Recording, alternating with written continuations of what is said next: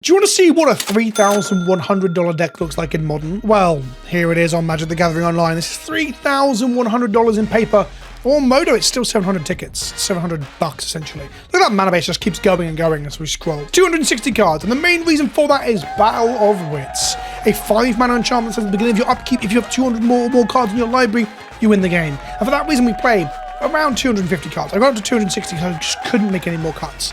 260 cards, 94 lands, every single fetch land, almost every single shock land, a copy of every triome, multiple copies of the scry lands as well, and then just as many combos as we can slam into the main deck as possible. Whilst Battle of Wits is our main win condition, and we want to pack in shooters, for example, Wargate to get it out of our deck if we get to 8 mana, for example, off of some of our ramp packages, or the ability to get a Battle of Wits out of the sideboard with Fey of Wishes, although in one of the games I realised that we don't have a Battle of Wits in our sideboard, so I absolutely fucked that up. Beyond that, we want other ways to win too, because Battle of Wits is not the most reliable win condition. So we have a load of good value creatures and then a load of combos too. You can see a Deceiver Exarch peeking its head out here because we've got Kiki Mirror Breaker in the deck. We've got Zealous Conscript in here as well, which goes infinite with a ham sandwich essentially, with Kiki again. Kiki also goes infinite with Restoration Angel. Sahili Rai goes infinite with, where is it? Felidar Guardian. I got one of those on the sideboard, which is really fucking stupid, because Fey Wishes can't fetch a creature card. I am good at Magic, I promise. Then we've got the One Ring. We've got Bring to Light, which if we tap it for 5 mana, 5 colors, we can converge, cast it, get Battle of Wits, pass to our opponent, and hope they don't have a removal spell. We've got Primeval Titan and Scapeshift, another target for our Bring to Light, which we can Scapeshift into Valakut combo. That's right, we are a Scapeshift deck as well as a creature-based combo deck. Valakut is in here somewhere. There we go. We've got 2 copies of it. And go and get that with Scapeshift, get out of the mountains, hopefully kill our opponent. We've got Vivian of the Hunt, which you may sacrifice a creature if you do search your library for a creature card with mana value 1 plus the sacrifice creature's mana value and put it onto the battlefield. So we sack a 3-drop. We get Felidar Guardian. We flicker Vivian immediately. Vivian comes into a new copy. We uptick her again. Sack Felidar Guardian. Get Karmic Guide. Karmic Guide brings back Felidar Guardian. Felidar Guardian flickers Vivian of the Wild Hunt. Activate Vivian. Sack the Felidar Guardian. Get Kiki. Activate Kiki. Copy Karmic Guide. Karmic Guide gets a Felidar. Felidar flickers Vivian. We uptick Vivian again to flick what are we doing here? Fucking hell, I'm losing steam. Kill the Felidar Guardian, go get Zealous Conscripts, ends the battlefield, untaps Kiki. Kiki then makes infinite copies of Zealous Conscript, which I just realised actually already makes infinite copies of Felidar Guardian. We didn't actually have to flicker the Vivian of the Wild Hunt again there. Or did we? Because the Kiki was already... the Kiki was already tapped because we copied the Comic Card. Either way, it's just another infinite combo that we may or may not get to. We've got Finale, Chord of Calling, Emadamri's Call, Glittering Wish. We've got all of these Eldritch Evolution. We've got all of these ways to tutor for creatures, because basically our deck is for the creature and Planeswalker based combo. This deck is basically unplayable in paper because of how much you gotta fucking shuffle it and how many cards you gotta carry around with you. And the really interesting thing, before we move on to the gameplay, the really interesting thing is that this isn't the most expensive deck in the format. What you would notice is a largely absent color. We have no black. We were in all these combos and I wanted to make the deck at least consistent, so we decided to cut a color. If we were to make a black version that plays more mid-range, perhaps 4 copies of Sheoldred, for instance, or 4 copies of Bowmaster, Sheoldred is currently $70 and Bowmaster is currently $40. That's right, that'd have been another $440 added onto the price tag easily by adding black to the deck and playing 2 of the most popular creatures in the entire format. Oh, we can add Grief to that as well, which is another $80 because they're around $20 each. Yeah, black would actually push the deck further. If you want to see me play a less combo-centric and more mid-range version of this deck featuring black, let me know in the comment section below and that can be a future video too. But without that out of the way, sit back, relax, get your favourite beverage or just put me on your second monitor as you paint some Warhammer or build a commander deck in front of you. Let's play some Battle of Wits in Modern. And if you want to buy any of these cards or any of these singles or sealed product that has these singles in them from coolstuffinc.com, use the link in the description below, the code KENOBI at checkout, and get 5% off your order, and it helps to support the show. And if you really like what I do, I've got a Patreon as well. For $2 a month, you have access to my Discord server where I hang out and chat actively with people on there. We play games on there. We've got both a Warhammer and a Magic League ongoing on there at the moment, or the Magic League's about to start. And we also just play like League of Legends on Monday night after stream, for example, when the streams come back in May. Check that out via the link in the description below. So I didn't actually record the next round, so here we are watching the replay back. Our opponent reveals a Gigantha and I lead with a Gigantha Triome. My hand has got a Stoneforge Mystic and a Omnath in it. Our opponent opens with a Temple Garden into Wild Cattle. We draw a Teferi Time Raveler, on which we're just going to slam a Stoneforge Mystic here. A pretty good card overall, I've heard. It's strong in many a format. Once upon a time banned in Modern, and certain sexy, sensual YouTubers did suggest that it should be unbanned. Those YouTubers were me and Jeff Hoogland. I'll let you guess which one of those is the sexy one and which one of them is the crybaby. We went and got Cauldron complete with our Stoneforge Mystic. Opponent hits us for 3 down to 17. Up as a Territorial Cavu. It's fetching a Steam Vents, which is a 4/4. So they are on Zoo, one of the better decks in the format. We Commercial District something. I don't actually know what it was. I missed it. I think it was a land. I think I'm trying not to hit land drops here, but instead find action, because we've got an Omnath on 4 anyway. They untap and play a Fable of the Mirror Breaker, and they go to combat, and we're going to get hit. No, they decide not to swing into this Cauldron complete, because we made a first strike and kill one of their creatures. Them not having removal here for the Stoneforge is huge, because Cauldron is a massive brick wall for them. However, they do play Leyline's Binding, so a Binding on the Germ will solve that issue. We make the Feast and Famine that we drew, and we equip it with the Sphyxium Germ, and we attack. And we get in, it's got pro green, so they can only block it with the Goblin Shaman token, which means that it's still trample over. It hits them down to 6. We untap our land. They discard a card. They discard a Misty Rainforest. We keep our mana up here. We actually fetched badly. We fetched 0 blue sources. I actually punted into the sun here, because untapping and making it a Teferi and then bouncing that Goblin Shaman or the Mirror Breaker, a Fable, either of those would have been very, very strong, but I couldn't because I searched for the wrong land. I'm not going to let that slide. I'm going to hold myself accountable. I'm going to tell you about it. Our opponent gets in for 6 here. They make a treasure. They discard a card and draw a card. That's what Cavu does. Discard a Leyline of the Guild Pact over here. Just so you know, that's for the open broken starts, but ultimately if they're stuck in hand post opening hand, they're not very good. They cast an Expressive Iteration, which if I'm honest, I don't think the Zoo decks usually play, but I could be wrong. And they scoop it up. They cannot beat this Cauldron. If I'm honest, this Cauldron plus sort of Feast and Famine, it's a pretty strong little combo there. It's basically Splinter Twin. It's game 2, we both keep a 7, and I've got a hand that's 2 lands plus a Matadork, Ephemerate, Fair Wishes, and a Cauldron complete. If I'm honest, this hand ain't too hot, but it does have removal for their creatures, so they play a Ragavan on turn 1, and here I can either play a Delighted Halfling to try and trade with it, which is bad if they have a Tribal Flames to kill it, for example, or I can just bolt it with a fetching of a Sacred Foundry here. So we kill the Ragavan. The problem I've got on the following turn now is that because I fetch Sacred Foundry to give us access to the white for Ephemerate, because our mana base is wonky, I can't play an untapped green source here to play the Light Halfling next turn. Also, they played another Ragavan, and we didn't have a removal spell for it. So we Hedge Maze, find Shadow Spear, stick it in the bin, and now there's an uncontested Ragavan coming at us. Really, this Sacred Foundry probably should have been a Stomping Grounds. Like, fetching for the Ephemerate is wrong on so many levels, because our hand doesn't really care about the Ephemerate. The Ephemerate is rather useless. They hit us, make a treasure, exile a Triumph off the top of our library, and then cast a Scion of Draco, which gives this Ragavan first strike. We drew our 3rd double or triple green tutor. This is not going well for us. I do actually play a blocker here and try and proceed. I think I was really close to just saying, fuck it, let's go again. This was a bad keep and a bad sequencing of mana, because no Delighted Halfling meant no casting any other spells. They Leyline's Binding our blocker, the Fae of Wishes, and get in with a Ragavan, exiling our Saheeli. So they know what's up. They know we're playing all the combo bullshit. They play another 3/3 for 1 mana. This gives them 7, 8, 9 damage on board. They are threatening lethal, and the best we can do is play a Delighted Halfling and pass back. So we say, fuck it. There's no playing Delighted Halfling, killing off the Ragavan and taking 7 down to 2. Wouldn't have got us anywhere. I think I just skip it up, and I'm wondering what my next card would have been. The replay doesn't tell me, so we'll never know. Now, game 3, we're 1-1 against Zoo, one of the best decks in the format. We're on the play this time. We got a mana dot we can cast on turn 1. We've got 3 lands alongside it, and most importantly, most excitingly, we've got a Ragavan that also ramps us and a Battle of Wits. Now, our titular enchantment is in our hand, and they're not so titular but also more impactful Leyline of the Guild Pact is also in hand. I guess you could argue it's not as impactful because Battle of Wits literally wins us the game, but they don't have a turn 1 dork of any kind. So we untap with our Birds of Paradise, not getting bolted or killed in any way. Bearing in mind they could have turn 1 Leyline's Binding it because they have all 5 mana types thanks to Leyline of the Guild Pact. We dash out a Ragavan to really check them for some interaction, a Leyline, a bolt or similar. I think they would have bolted the bird anyway. They crack the fetcher that gives me a fucking nightmare, but that's just going to get a Surveil land. Now, you don't have to crack your fetchers when you've got Leyline of the Guild Pact in play, but they are just surveilling, and they keep on top as well. They don't put to the bin. We exile Tribal Flames from the top of their library. We crack a fetch. We dash the Ragavan back into our hand. We pass turn. Our plan next turn is just to slam Battle of Wits with this mana, so we really want them to tap out, and they do. They play Territorial Cavu. We untap. We crack our fetch, we grab a Shockland and pay the life, and we just cast Battle of Wits. The only out here is to blow up the Battle of Wits before we untap and go to our upkeep. So 1-time dealer, no Leyline of the Void. They attack, they discard a card, draw a card, discard. They discard a land. I'm like, is it leyline binding? Do they have the binding? They fucking don't, and we Battle of Wits them. Get fucked, Zoo. We are the winner with our 250 odd card fucking meme deck. Yeah, I can't get over how fucking fun it is to pass to your opponent with Battle of Wits and you just clench. You just tighten your arsehole, your bum cheeks are firm as fuck, and you just hope to God. You grab onto the arms of your chair and you start shaking. You start shaking violently like a shitting dog, and they pass back and you win and you release, and it's like euphoria. It's like, you know how Arnold Schwarzenegger referred to pumping iron as coming?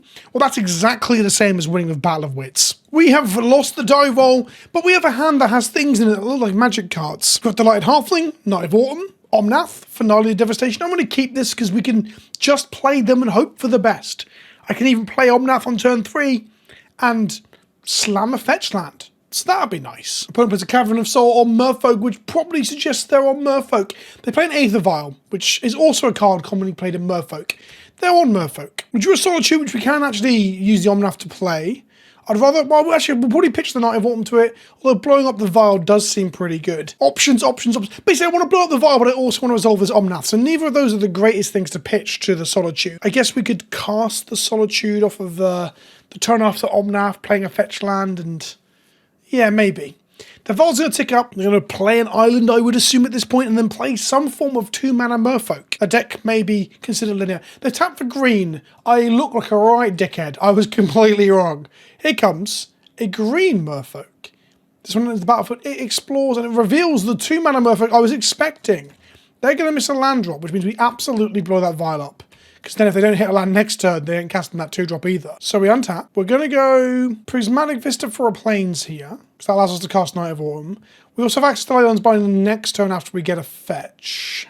Yeah, because we can get a blue-red source off this and increase our land count to 4, our domain type to 4. The thing about this Prismatic Vista, I don't think they have an effect for 1 mana that stops me searching. If they do, that'd be brutal, but I can't think of one off the top of my head that's in the merfolk deck. My opponent's been sat here for 4 minutes staring at this Prismatic Vista being cracked. I've cut that from the video, obviously. I just assume at this point they've disconnected, or maybe they just did not see me playing a fetch land coming and they've gone into some sort of shock. Oh, as soon as I say it, we're in. What was I doing? I walked out of the room and got a jumper while that was happening. We're getting a Plains. God, if I got an island there, I'd be really livid. We're going to go ahead and cast Knight of Autumn, and we're going to ruin this merfolk player's day, which is good. Oh, net issues, they're saying. Fair enough, it was the internet. Merfolk absolutely destroyed me in 2 different games in my last modern RCQ, so if we can ruin the merfolk player's day, I'm all for it. They're going to activate and make a 1-drop, though. That's pretty good for them, having a body in there. We've got a Tide Shaper. Cool, it's a 1-1. Cool. Goodbye, Aether Vial. Goodbye. We're going to get him for 2 and 1, respectively, with 1 mana up. I'm tempted to trade off, honestly. Although, if we get to 3 mana, we can go get a Soul Herder, and then Knight of Autumn will take them off any other vials. Their merfolk count low is good, though. Yeah, I'll block. This is fine. I'll happily trade my 2-for-1 Knight of Autumn for both the Vial and the merfolk. We take 1 and go to 18. Play another 1-drop. They dismember my Delighted Halfling. Interesting. That's pretty good for them. We're going to untap. We're draw a Noble Hierarch, which is pretty good here. So we're going to play the fetch land, play the Noble Hierarch, and then I might fetch a Surveil land at the end of the turn. I might hold it up for when we draw a land and we get to play Omnath. Although we need to go and get a red source to play the Omnath, and the chance of drawing it's quite low. They're going to tap a Tide Shaper when we don't block here, and we hope they don't have another copy of Dismember. We don't want our mana dorks to constantly die. That would be very, very sad. So we're going to take 1 and go to 17. Do they hit their second land drop? God, they're just like me, for real. You know? Keeping a 1-land Vial hand and getting punished.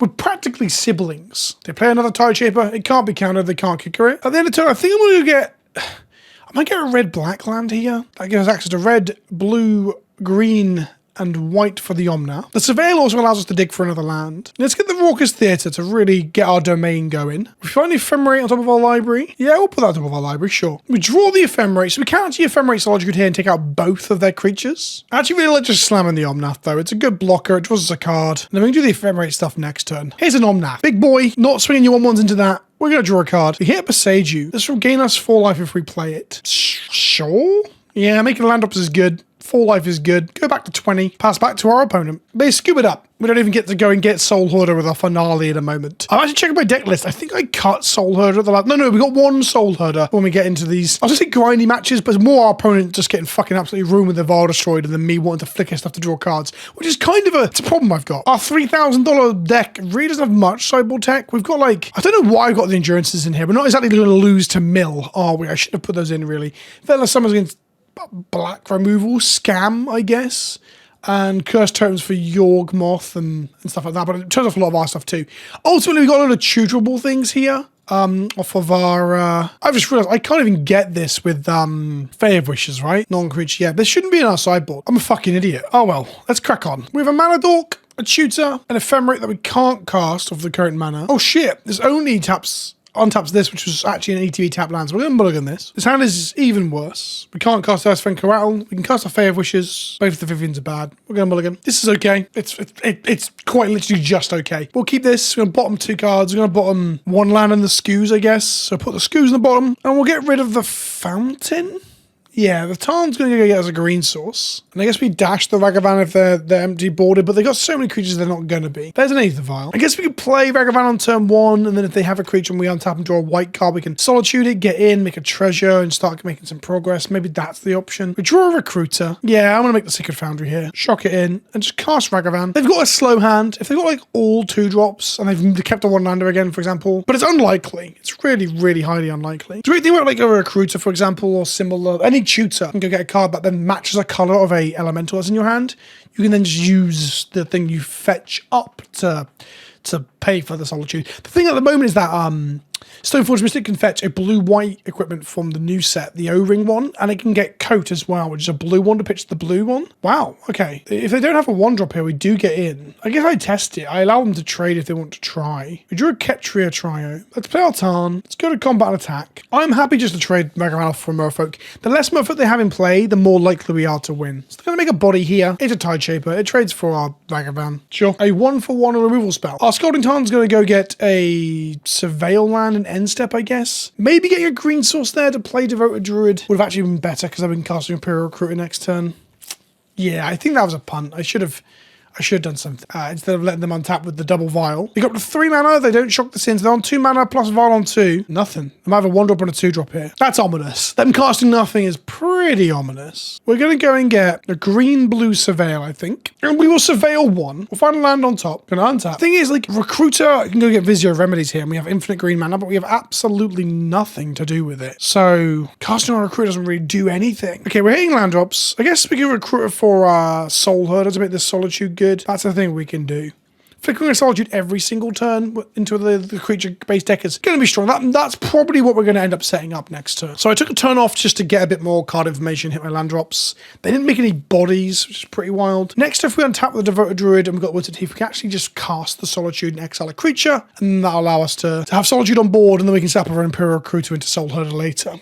Soul Herder can also flicker Imperial Recruiter itself to go and get us another target, another tutor target. Of course, that's a whole 6 mana to go Recruiter plus Soul Herder. They also might have counter magic, because they don't have any creatures. They must have interaction, right? Like kill spells and such. So we untap, we draw Sacred Foundry. Yeah, I just play this to see if it gets countered, I guess. I'll play my Wizard Haze in case it's like mana-based denial of some kind. I'm kind of blanking on what exactly it would look like. Here's an Imperial Recruiter. They might stifle this with like a Tashana's Tidebinder. I could see that being a thing. Just straight up subtlety. Okay. Yeah, reasonable. This is going to the top of my library then. We won't be cracking that fetch anytime soon. We're just going to let that all ride. And then as long as they don't activate this Vial and make a 3-drop, we're okay. We're good, okay. Because 2 creatures would present a clock, and we're not really doing anything over here. We're just slowly but surely trying to set up our Soul Herder Solitude flicker loop. The problem with playing all these different fucking combos in my deck is that there's almost certainly combos that I'm just going to not notice. Like, I guess if we get a red source with this Heath, we can get Kiki Jiki, but I think Soul Herder is just better into the Solitude. Then drawing a 3rd Vial is pretty rough for them. The Vials are worse in multiples, and the 3rd Vial is always terrible. I've lost so many games from just drawing Vials, because then your card quality is terrible. You just don't have anything to interact with your opponent. I'm not fetching. I'm just going to draw the Recruiter again. They aren't solituting us this time around, so we're going to go red,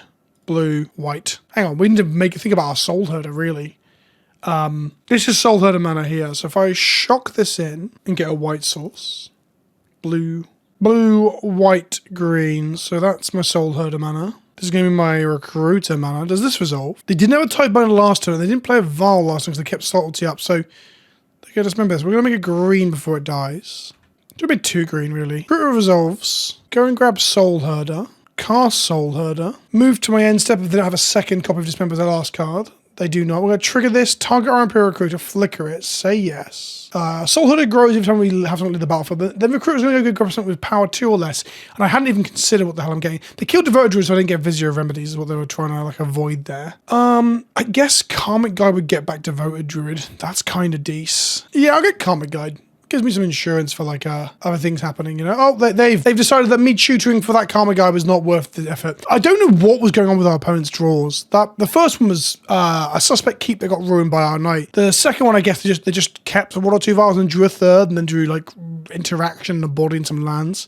Shame, really, but just proof that like playing a load of tutors and soul loaders can be fun when your opponent's not combo killing you. So we lost the die roll in round 3, but our opening hand is 3 lands, and Mana Dorks, a Hilly Rye, a Solitude for interaction. This seems quite good until our opponent just plays a power plant and passes the turn, because now like our interaction doesn't really do anything. So our plan here is to use the Presagio in our hand to turn them off Tron, and hope they don't assemble Tron too early for that to matter, or for them to just reassemble Tron, if you will. The Ancient Stirrings find a 1 ring, play a tower, play a map, so they have Tron next turn. Here we're going to play a land and pass, and we're going to let them crack their map using their mana, and find the land they need before we Presagio them. This gives them the least amount of information about what we're doing, and it allows them to make the most amount of decisions without having any information from us. So here, for example, they could fetch up another tower if they already had a mine in hand, for example. But here they go, Chromatic Star, after summoning Tron, make a green mana and pass. They have nothing else to do with it. So on their end step, we're going to Presagio that mine. Now, the intention here is to make them use their tower to crack a map on a following turn. That's not really quite correct, because if they use the forest and the plant, for example, they can't do that. So that doesn't quite work. We play Devoted Druid, pass back to them, just hope they don't have Tron, and they do. And they cast a Khan, and they exile our Dork. We kill the Dork and put it in the bin by putting counters on it via its own ability, so we can Karmic Guide it back later. Our Surveil Land found us the Haywire Might last turn, so we have access to Haywire Might to deal with the 1 ring. We really wanted them just to cast the 1 ring so we can exile it and move on, but them casting the Calm was way worse than that. They Ulamog 2 of our lands away, but we're not out of it because, well, we have Haywire Might to deal with the ring, we have Solitude in hand to deal with Ulamog. So if they run out of gas, we're still in this game.